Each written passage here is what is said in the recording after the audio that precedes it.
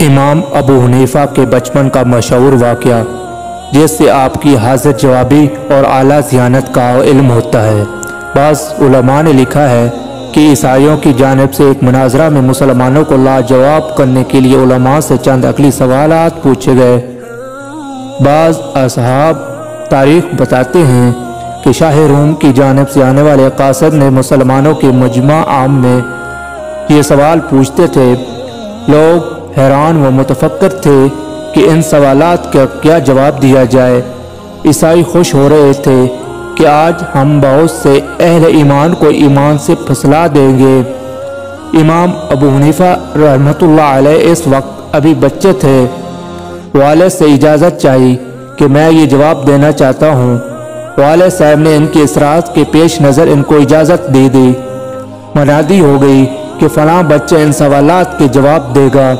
چنانچہ امام ابو حنیفہ رحمۃ اللہ علیہ آگے بڑھے اور عیسائی مناظر سے کہا کہ سوال کرنے والا شاگرد کی مثل ہوتا ہے، لہذا آپ ممبر سے نیچے آ کر سوال کریں۔ وہ نیچے آیا تو امام صاحب بحیثیت استاد ممبر پر تشریف فرما ہوئے اور فرمایا اب سوال کیجئے۔ عیسائی مناظر اللہ تعالیٰ سے پہلے کون تھا؟ امام صاحب 1 2 3 گنتی 4 کر کے بتائے کہ 1 سے پہلے کون سا عدد ہے۔ عیسائی نے کہا 1 سے پہلے تو کوئی عدد نہیں آتا۔ امام صاحب نے فرمایا تو یہ سوال حل ہو گیا۔ جب اعداد و شمار میں واحد مجازی سے پہلے کوئی چیز متحقق نہیں ہو سکتی تو واحد حقیقی سے پہلے کوئی شے کیسے ہو سکتی ہے؟ ہمارا ایمان ہے کہ اللہ تعالیٰ کی ذات واحد لا شریک ہے، ابتدا اور انتہا سے پاک ہے۔ عیسائی نے فرمایا، عیسائی نے کہا آپ بتائیں کہ اللہ تعالیٰ کا منہ کس طرف ہے؟ امام صاحب رحمت اللہ علیہ نے فرمایا میں آپ سے پوچھتا ہوں، دربار میں جب مشعل یا شمع روشن کی جاتی ہے تو اس کا منہ کس طرف ہوتا ہے؟ عیسائی نے کہا مشعل اور شمع کا منہ تو چاروں طرف برابر ہوتا ہے۔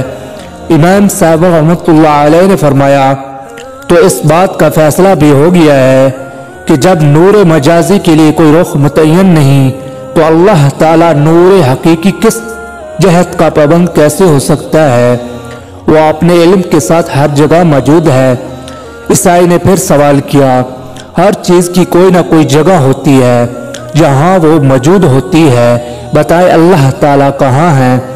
امام صاحب رحمۃ اللہ علیہ نے فرمایا دودھ منگوا کر اس سے پوچھتے ہیں، بتائیں اس دودھ میں مکھن کہاں ہے؟